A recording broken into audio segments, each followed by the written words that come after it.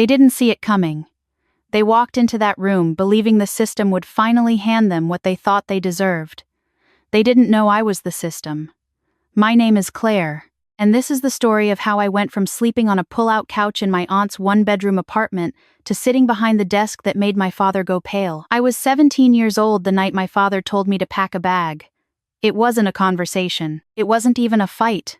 Not really. My mother sat at the kitchen table with her hands folded in her lap, staring at the salt shaker like it owed her an apology. My father stood in the doorway of my bedroom with his arms crossed, his voice flat and final, the way it always got when he'd already made up his mind and was only speaking as a formality. "You made your choice," he said. "You don't get to make it under my roof." I was 17.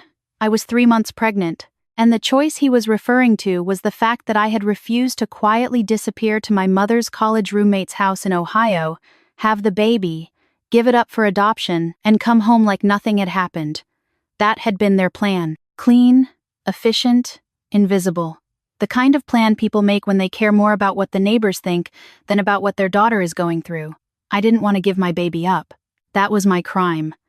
So I packed a bag. I took my backpack, a duffel bag stuffed with clothes, the small jar of coins I'd been saving since middle school, and a photograph of my grandmother that I kept on my nightstand. I didn't cry in front of them. I made sure of that. I walked past my mother without looking at her, and I walked past my father, and I opened the front door, and I stepped out into a February night in central Ohio, where the temperature was 11 degrees and the sky was the color of dirty cement. I sat on the front step for about 4 minutes before I started shaking. I didn't have a plan. I was 17 and pregnant, and it was 11 degrees outside, and I had approximately $63 in rolled coins in the bottom of my duffel bag, and I did not have a plan. I called my aunt. My aunt, my mother's younger sister, had always been the family member nobody quite knew what to make of. She'd never married. She worked as a radiology technician at a hospital 40 minutes outside Columbus. She kept houseplants with names and watched foreign films on Friday nights, and said exactly what she thought, which had always made family gatherings interesting. My mother considered her embarrassing. I had always considered her the only honest person in our family. She picked up on the second ring. I told her what happened. There was a silence on her end that lasted long enough that I thought the call had dropped, and then she said, "I'll be there in 45 minutes. Stay on the porch. Don't go back inside." I didn't go back inside. She pulled up in her old silver Honda with the cracked passenger side mirror and the NPR sticker on the bumper, and when I got in the car she looked at me for a moment and then she reached over and put her hand on the back of my head like I was small, and I cried for the first time. Not from sadness, exactly. From relief. From the specific and overwhelming relief of being in the presence of someone who was genuinely glad you called. "Okay," she said, when I stopped. She handed me a fast food napkin from the center console. "Here's what's going to happen. You're coming to my place. We're going to figure this out together. You're going to finish high school. And that baby is going to be fine." She had a one-bedroom apartment. She gave me her bedroom and slept on the pull-out couch for 6 months without once making me feel like a burden about it. I want you to understand something about my aunt before I go any further. She was not a wealthy woman. She was not a woman of extraordinary connections or resources. What she was steady, quietly, completely, immovably steady. She went to work every morning at 5:45. She came home and asked me how I was feeling. She drove me to every prenatal appointment. She sat with me through a birthing class where we were, by a significant margin, the strangest pair in the room, a 38-year-old single woman and a 17-year-old girl, who between them did not constitute a conventional family unit in any way that the curriculum seemed to have anticipated. She didn't care. She never cared what things looked like. She only cared what they were. My son was born in August. I named him Daniel. He had a full head of dark hair, and he weighed 7 pounds 4 ounces, and when the nurse put him in my arms, I felt something shift in me so completely that I understood, in a way I hadn't before, that my life was never going to be about me alone again. It wasn't a frightening feeling. It was clarifying.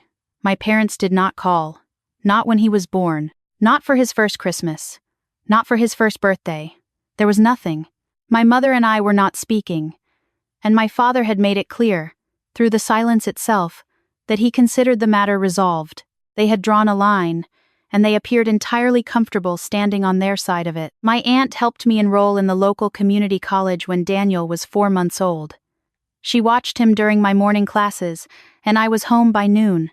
It was not a graceful arrangement. There were days I showed up to Introduction to Psychology with spit up on my sleeve and a level of sleep deprivation that made fluorescent lighting feel aggressive. There were nights I sat at my aunt's kitchen table after Daniel went down and stared at a textbook and felt a despair so thorough and so quiet that I couldn't even name it. But I kept going, partly because of Daniel, partly because of my aunt, who had rearranged her entire life around mine without ever framing it that way, and partly because of something that happened in the spring of my first year at community college, in a class called Introduction to Law and Society, taught by a professor who wore the same brown cardigan every Tuesday and Thursday, and who had a way of talking about justice that made it feel like something alive. He stopped me after class one day.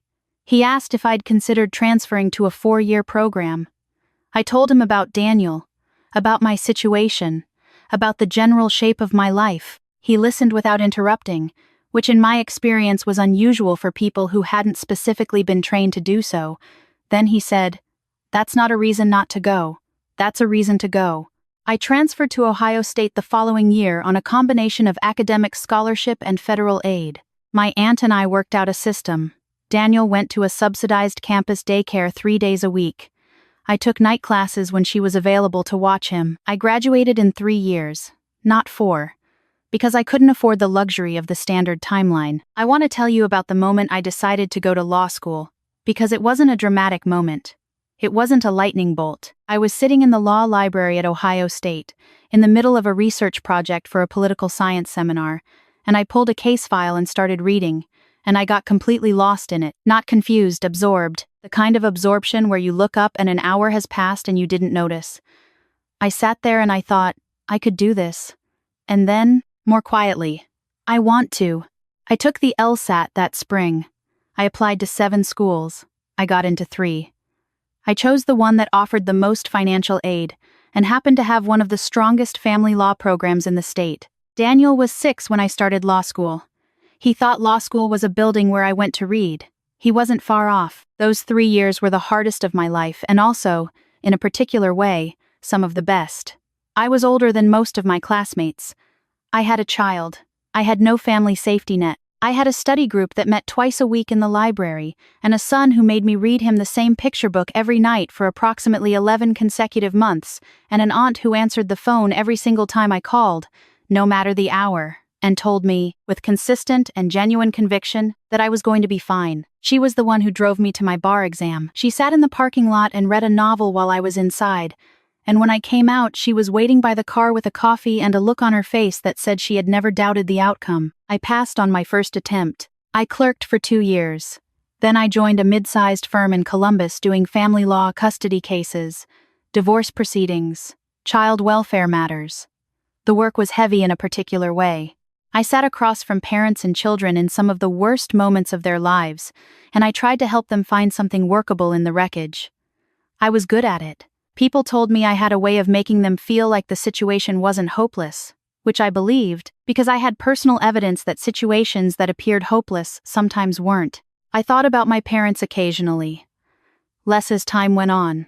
The anger I'd carried in my early 20s had softened into something more like indifference, and eventually into something I didn't have a clean word for an acknowledgement, maybe, that they had made their choices and I had made mine, and that my life had turned out to be my own. My aunt was diagnosed with early-stage breast cancer when Daniel was 9. She went through surgery and 6 weeks of radiation with the same steadiness she brought to everything. I drove her to every appointment. I sat in every waiting room. I held her hand when she needed it, and gave her space when she needed that instead. And I think I understood for the first time, in a way that felt physical, what it meant to show up for someone. She recovered fully. She is still the person I call first for everything. Daniel turned 13 the year I was appointed to the county bench. He had grown into a quiet, serious kid who liked history books and competitive chess, and had recently started learning guitar with a dedication I found both impressive and acoustically challenging. When the appointment came through, I told him at dinner. He was quiet for a moment, and then he said, "So now people have to do what you say?" And I said, "In the courtroom, yes," and he thought about it and said, "That seems fair." I had been a judge for 14 months when I received a certified letter from a law office in Marysville. I read it twice. I set it down on my kitchen counter. I picked it up and read it a third time. My parents were contesting my aunt's estate. Let me explain what had happened.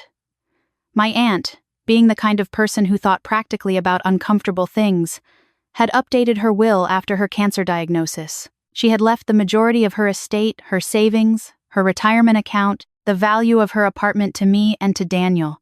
It was not a vast fortune. It was the accumulated, careful savings of a woman who had lived modestly and deliberately for 40 years. It was, to me, beyond significant. My parents, who had not spoken to me in 16 years, who had not acknowledged Daniel's existence in 16 years, were now claiming that my aunt had been unduly influenced in drafting her will. They were claiming that I had manipulated her. They were seeking to have the will invalidated and the estate redistributed. I stood in my kitchen, and I felt something I hadn't felt since I was 17 years old, standing on a frozen front porch with a duffel bag and $63 in coins. Not fear. Something colder than fear. A kind of disbelief that a person could make themselves so thoroughly absent from your life and then walk back into it reaching out their hand. I called my aunt. She was furious in the way she got furious, which was very quiet and very specific. "They haven't sent you a birthday card in 16 years, she said. "They've never met Daniel." There was a pause. "Let them come. I should tell you what happened next, because I think people sometimes assume that when you are a judge, you have a kind of invulnerability to legal proceedings. That is not how it works. I was a private individual in this matter. I had an estate to defend, a will to uphold, and the same standing in civil court as anyone else. I hired an attorney, a good one. The opposing counsel my parents' attorney filed in the county civil court. He was, from what I could gather from his filings, a competent enough lawyer who had not, apparently, thought to look up the respondent. The morning of the preliminary hearing, I walked into the courthouse through the side entrance I used every day. I nodded to the clerk. I set my bag down, and I was reviewing some notes in one of the conference rooms when the bailiff came in and told me that the opposing counsel was asking to speak with the respondent before proceedings. I walked into the hallway. My parents' attorney was standing near the water fountain with a legal pad in one hand and his phone in the other. He was around 60, silver-haired, the kind of lawyer who had probably been doing this for 30 years and had the comfortable confidence that comes with 3 decades of knowing how rooms work. He looked up when I came around the corner. I watched it happen in real time, the recognition, the recalibration, the very specific kind of stillness that comes over a person when they realize that the situation they thought they understood is, in fact, substantially different. "Miss Claire Hartley?" he said. "That's me," I said. He looked at me for a moment. Then he looked at the nameplate on the door of courtroom C, which was 15 feet behind me. The nameplate that had been there for 14 months. "Good morning, Judge," he said, and his voice had changed in a way that told me everything about what he was thinking. I said good morning. I told him I understood we were scheduled for a preliminary matter. He said yes. I said I'd have my attorney present and we could proceed whenever the court was ready. He nodded. He did not say much else. My parents were in the gallery. I didn't let myself look at them directly, not then. I was aware of them the way you're aware of weather, a pressure in the room, a change in atmosphere. My mother was wearing a blue coat I didn't recognize. My father looked older. They both looked older. 16 years is a long time. The hearing lasted about 40 minutes.